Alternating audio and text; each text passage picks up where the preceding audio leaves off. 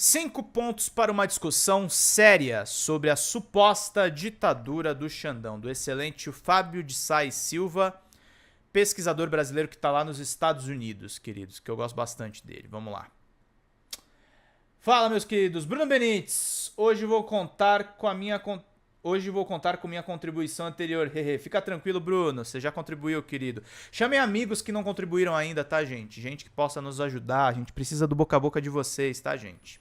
Ao longo de uma semana, um consórcio entre bolsonaristas, jornalistas investigativos e o bilionário Elon Musk chacoalhou a cena pública brasileira. Tudo começou quando os tais jornalistas, entre aspas, publicaram registros banais da diretoria jurídica da plataforma X, o ex-Twitter, cujo sentido manipularam para sugerir que o Brasil vive uma ditadura judicial, comandada pelo ministro do Supremo Tribunal Federal, Alexandre de Moraes. Depois, o dono... Carla Mori, ô louco, querida, obrigado. Carlinha, obrigado, querida. Muito obrigado. Você já pegou o seu livro, Carla? Eu tenho que te dar todos os livros, pô. Você tá ajudando pra caramba o canal. Me manda e-mail, por favor. Não sei se você já mandou. Eu tenho que retribuir esse favor, gente. Muito importante aqui. Carlinha, obrigado, viu? Pra receber os livros, tá? pedrozambarda@gmail.com. Ô, louco, Marli Carrara. Marli, obrigado, gente. Vocês estão ajudando bastante a gente. E, sem dúvida nenhuma, eu vou ficar mais tranquilo no final do mês aqui pra gente fazer bem o trabalho. Obrigado, Marli. Obrigado, gente. Vocês são lindos. Marli, eu já te mandei os livros também? Me manda e-mail lá que eu te mando de presente. Maravilhosa Carla Mori, sempre. Depois, o dono da plataforma Musk resolveu desafiar pessoalmente Moraes, chamando de censor e dizendo que ele deveria renunciar ou sofrer um impeachment.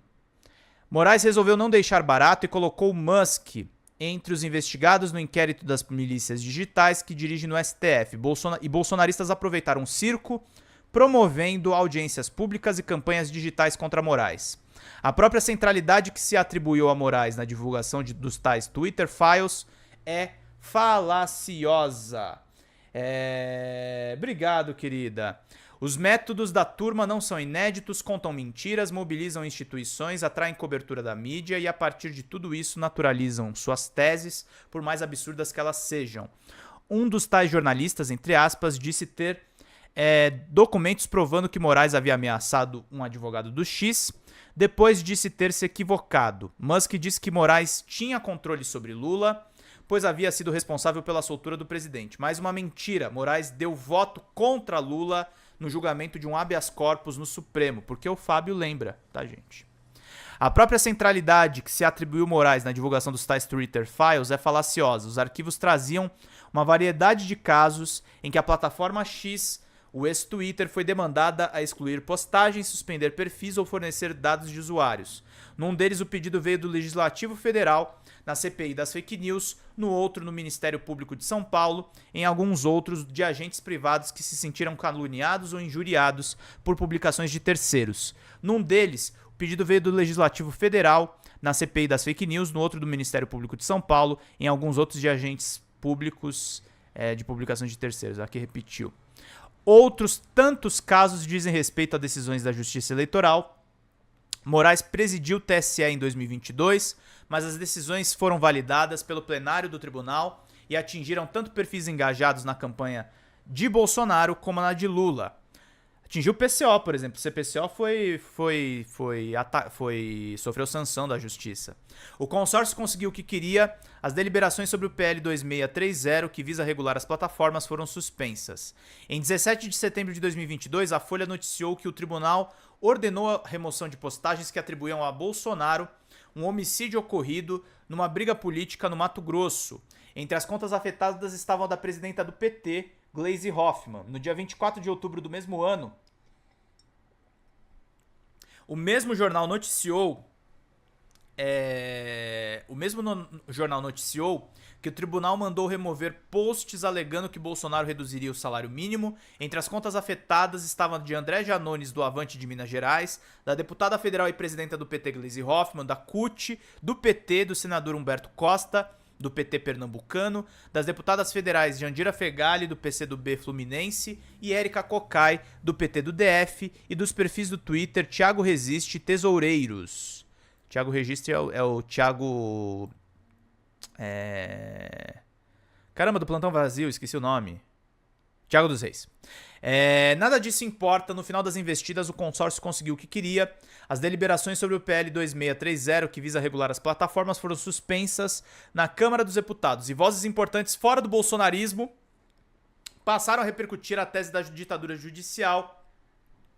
A exemplo da Folha de São Paulo, que em editorial pediu um basta à censura promovida por Moraes. Tudo isso é ótimo para os membros do consórcio. Extremistas ficam mais longe da responsabilização de qualquer decisão judicial sobre os seus abusos de expressão, ficam reduzidas à ditadura do Xandão. Musk pode continuar transformando o ex-Twitter numa mina de discursos de ódio e desinformação, e os jornalistas investigativos, entre aspas, já passaram um pires, buscando apoio para sua luta pela liberdade de expressão. Se arrecadarem 10% do que Bolsonaro arrecadou em semelhante campanha, já podem contar com 1,7 milhão de reais. Para todos os demais, é preciso insistir em pelo menos 4 pontos básicos. Primeiro, o Brasil não tem nada parecido com a primeira emenda da Constituição dos Estados Unidos, e a liberdade de expressão encontra limites na proteção de outros bens jurídicos, individuais como honra ou coletivos como a segurança e o equilíbrio eleitoral. Segundo, o judiciário tem total direito de determinar o bloqueio de perfis e postagens. Isso pode se dar legalmente em 3 casos.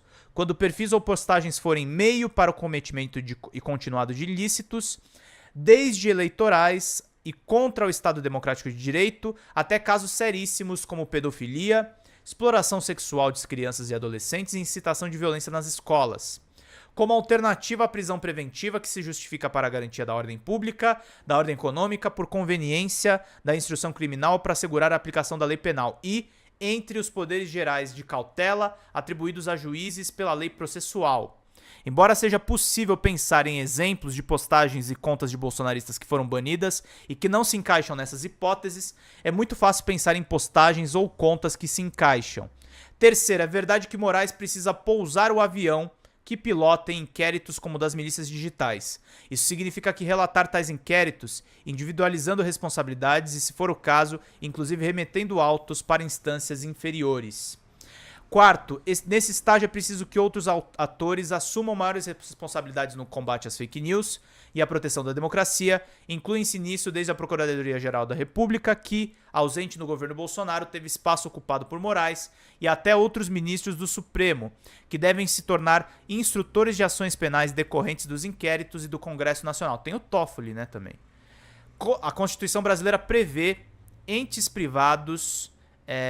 que entes privados também têm a obrigação de respeitar os direitos humanos, a chamada eficácia horizontal de direitos fundamentais. Quinto, e falando em Congresso, seria muito melhor que o país adotasse uma legislação que permitisse o controle agregado de conteúdos ilícitos, o que o PL 2630 buscava fazer, atribuindo às plataformas um dever de cuidado em relação às postagens que veiculam de forma semelhante ao que já se fez na União Europeia.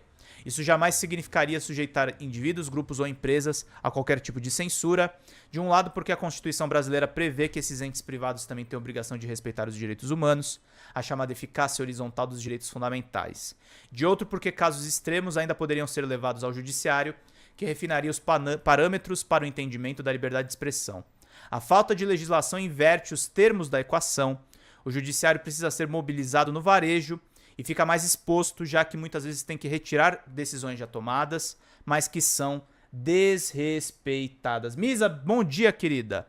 Em suma, deve-se cobrar o Moraes, como se poderia fazer em relação a qualquer juiz, desde que explicite os ilícitos cometidos por alvos de exclusão de postagens ou bloqueios de perfil. Explique por quais razões entende serem necessárias essas medidas e conclua a relatoria dos inquéritos que conduz.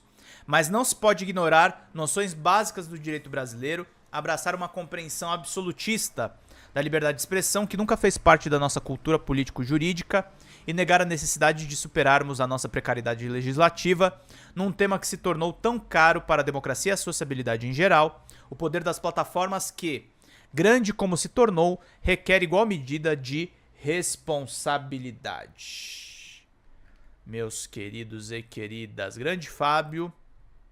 Muito bom aqui o trabalho dele. Ele pesquisa Lava Jato lá nos Estados Unidos, tá, gente? E é um progressista, um cara muito importante aí na Universidade de Oklahoma, nos Estados Unidos. Meus caros